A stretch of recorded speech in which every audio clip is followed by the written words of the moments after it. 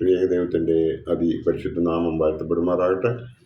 കർത്താവിൽ പ്രിയ വിശ്വാസികളുടെ സമൂഹമേ, നിങ്ങൾക്കേവർക്കും വലിയ നോയമ്പിൻ്റെ ഈ 36-ാമത്തെ ദിവസമായ ഇന്ന് പ്രഭാതവചനത്തിലേക്ക് എൻ്റെ സ്വാഗതം. ഇന്നത്തെ വിഷയം എന്നത് ദൈവം മനഞ്ഞത് ദൈവ മഹത്വത്തിനായി എന്നതാണ്. ദൈവം മനഞ്ഞത് ദൈവ മഹത്വത്തിനായി എന്നതാണ്.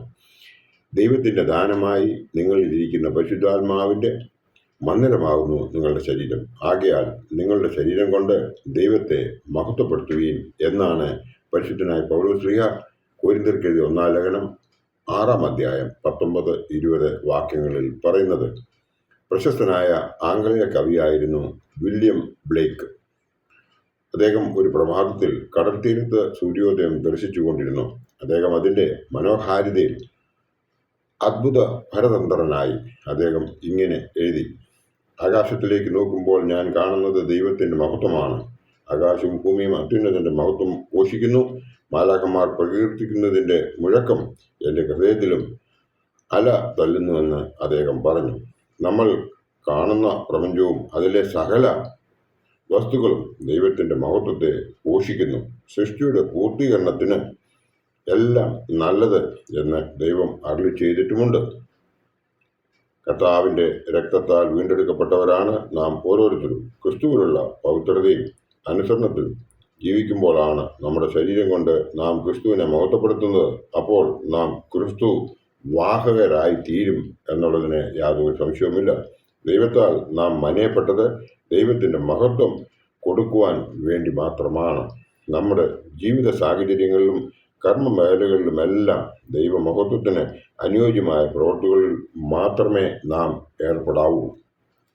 പരിശുദ്ധനായ പൗലോസ്ലീഹ കൊരിന്ത്യർക്കെഴുതിയ 1-ാം ലേഖനം 6-ാം അധ്യായം 13-ാം വാക്യത്തിൽ ഇപ്രകാരം പറയുന്നു: നമ്മുടെ ശരീരത്തിൻ്റെ പൂർണ്ണമായ അധികാരം അത് കർത്താവിനുള്ളതാണ്. ആയതിനാൽ ഒരു ദുർനടപ്പും നമ്മുടെ ശരീരത്തിന് യോജിക്കുന്നതല്ല. ഇന്ന് നമ്മുടെ സമൂഹത്തിൽ വളർന്നുകൊണ്ടിരിക്കുന്ന ഒരു ദുഷിച്ച പ്രവണതയാണ് സാത്താനെ ആരാധിക്കുക എന്നുള്ളത്.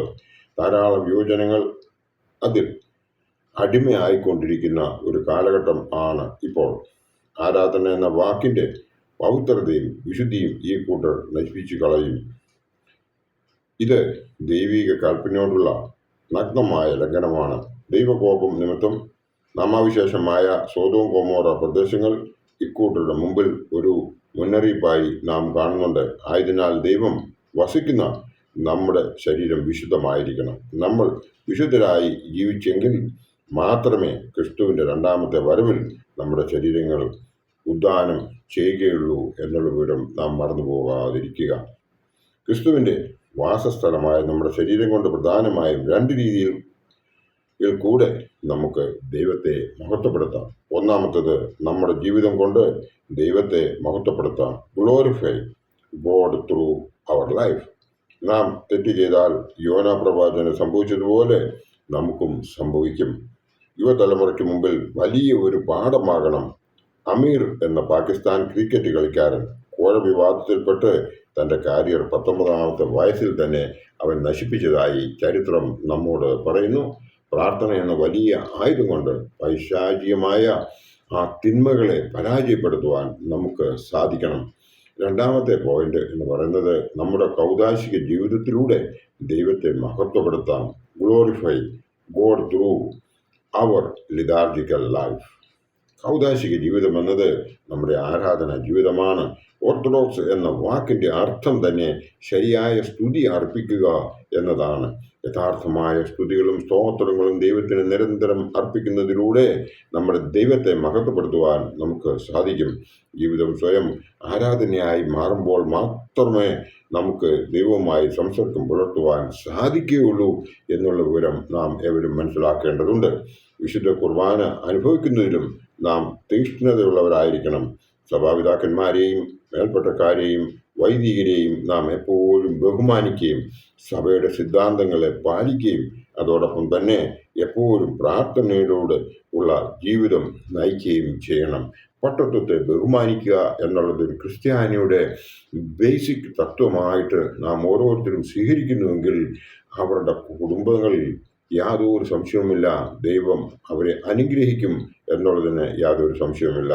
നമ്മൾ വ്യക്തിയെ അല്ല നോക്കേണ്ടത്, ആ പൊട്ടത്വത്തെയാണ് നോക്കുന്നത്.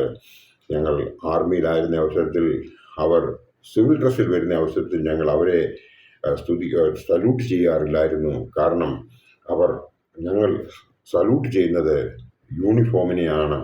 അന്ന് നല്ല ഓഫീസേഴ്സ് ഒരിക്കലും അതിന് എതിരായിട്ട് പറഞ്ഞിട്ടുമില്ല. കാരണം അപ്പോൾ ജസ്റ്റ് വിഷ് ചെയ്യുമായിരുന്നു. Good morning, good afternoon, good evening പറഞ്ഞാൽ മാത്രം മതിയായിരുന്നു നല്ല ഓഫീസേഴ്സിനോട്.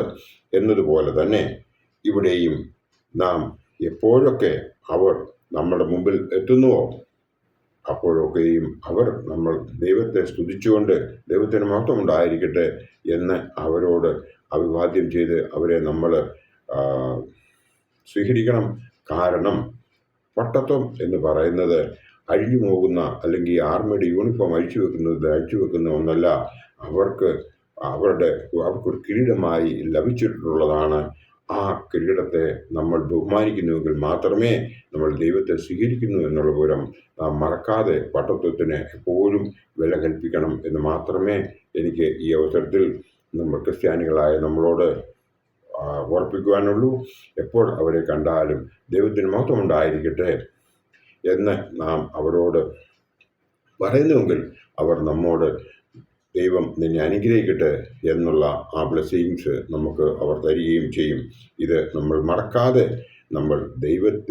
ദൈവം നമ്മളെ മനഞ്ഞിരിക്കുന്നത് അവനെ മഹത്വീകരിക്കുന്നതിന് വേണ്ടിയിട്ടാണ് എന്ന് നമ്മൾ മനസ്സിലാക്കിയാൽ നമ്മൾ അനുഗ്രഹിക്കപ്പെടും എന്നുള്ളതിന് യാതൊരു സംശയവുമില്ല. അതിമനോഹരമായി ദൈവം സൃഷ്ടിച്ച ഈ പ്രപഞ്ചവും അതിലെ നന്മകളും കാത്തു പരിപാലിക്കുകയും അടുത്ത തലമുറയ്ക്ക് അത് കരുതി വയ്ക്കുകയും ചെയ്യുമ്പോൾ ദൈവനാമം കൂടുതൽ മഹത്വപ്പെടും എന്നുള്ളതിന് യാതൊരു സംശയവുമില്ല. ദൈവം നമ്മെ മനഞ്ഞത് ദൈവ മഹത്വത്തിനായിട്ട് എന്നുള്ളത് നമുക്ക് സ്പഷ്ടമാവുകയും ചെയ്യും. നിങ്ങളെ എല്ലാവരെയും ദൈവം അനുഗ്രഹിക്കട്ടെ എന്ന് പ്രാർത്ഥിച്ചുകൊണ്ട് എൻ്റെ ഈ വാക്കുകൾ ഇവിടെ ഉപസംഹരിക്കട്ടെ. നന്ദി, നമസ്കാരം.